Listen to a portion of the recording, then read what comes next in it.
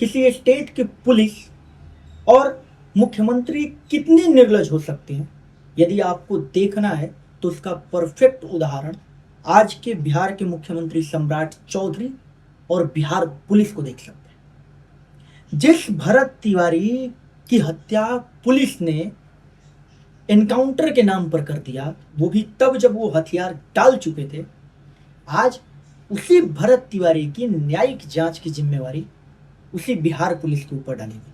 अच्छा, ये शर्म की बात नहीं है, ना ये निर्लजता की बात है। इससे बड़ी निर्लजता की बात यह है कि जिस एसपी के देख रेख में वो मर्डर किया गया, जिस एसपी के कहने से वो मर्डर हुआ, उस एसपी को ही उसकी जिम्मेवारी दी गई।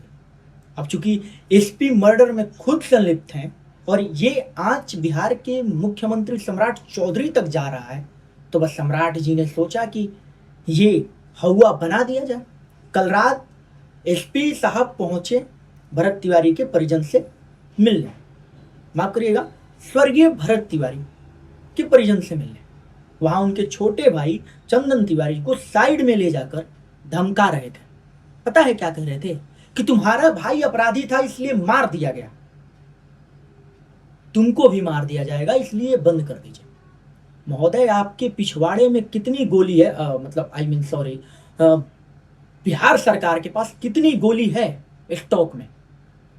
क्योंकि अभी कभी एक दौर होता था कि पुलिस के जितने असला होते थे ना, उससे ज्यादा असला ना बिहार के ब्राह्मणों के घर में हुआ करता था।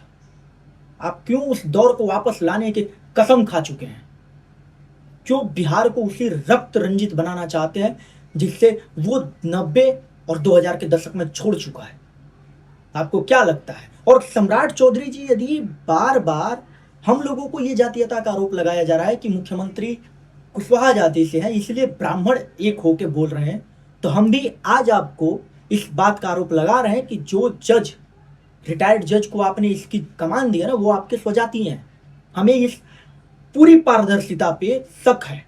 हम ये नहीं मानेंगे कि वो निष्पक्ष जांच करेंगे, और सबसे पहले कि उस एसपी को बर्खास्त किया जाए, सस्पेंड किया जाए, इस केस से हटाया जाए।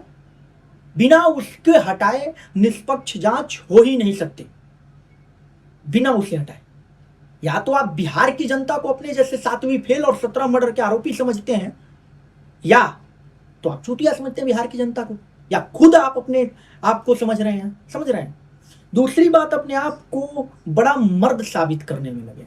महोदय, आज मैंने आपके आईडी पे एक वीडियो देखा जिसमें टुन्नू लाल या झुन्नू लाल करके कोई औरंगाबाद में सिंगर हैं यादव, जो आप पे गाना गाए थे, आपको गाली दिए थे, जिसपे एक एफआईआर किया गया और उनको अरेस्ट किया गया। ये बड़ी प्राउड के साथ आपने साझा किया अपने सोशल मीडिया से, और बिहार पुलिस की जो पटना पुलिस है वो बता रही थे। क्यों?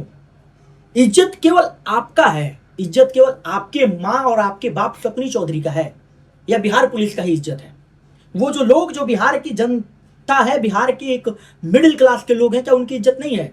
आए दिन आपके जो चमन चिरकुट हैं, पाले हुए कुत्ते हैं, और आपकी बिहार पुलिस किसी को भी पिस्टल और हथियार और अपने वर्दी का धौंस देके माँ बहन की गाली देती है। कितना आपने एफआईआर करके उन पुलिस वालों को सस्पेंड किया? आपको शर्म आती है, या आपको शर्म भी आती है सम्राट जी, या आप शर्म बेच कर खा चुके हैं? वैसे भी आपके बाप सपनी चौधरी को जब शर्म नहीं आती थी तो आपको क्या ही आएगी? ये तो कहना ही गलत है कि आपको शर्म आती है, वो तो आती ही नहीं आपको। ये क्या चल रहा है? आप उस परिवार पे एफआईआर कराते हैं ये सोच के कि परिवार डर जाएगा। जब आपको लगता है कि मामला उल्टा पड़ रहा है तो आप एफआईआर वापस लेते हैं।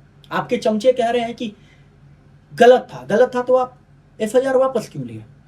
बांस हुआ था ना, और होगा, अभी तो और तगड़ा वाला बांस करेंगे हम। आप जो मुरेठा बांधे हुए थे ना नीतीश जी को हटाने के लिए, आज हजारों ब्राह्मणों मुरेठा बांध चुके हैं आपको उस मुख्यमंत्री के गद्दी से हटा के वापस वहीं फेंकने के लिए जहां से आप उठ के आए हैं। आपका एक मुरेठा 1000 मुरेठाओं पे भारी नहीं पड़ने वाला है महोदय। इस बात को आप ध्यान में रखिए और अपने नजर में रखिएगा। और दूसरी बात कि मर्दानगी वो नहीं है जो पद और पावर से डराई जाए। मर्दानगी उस भरत तिवारी में था जो एक कट्टा लेके आपके पूरे साम्राज्य की मां बहन एक कर दिया था।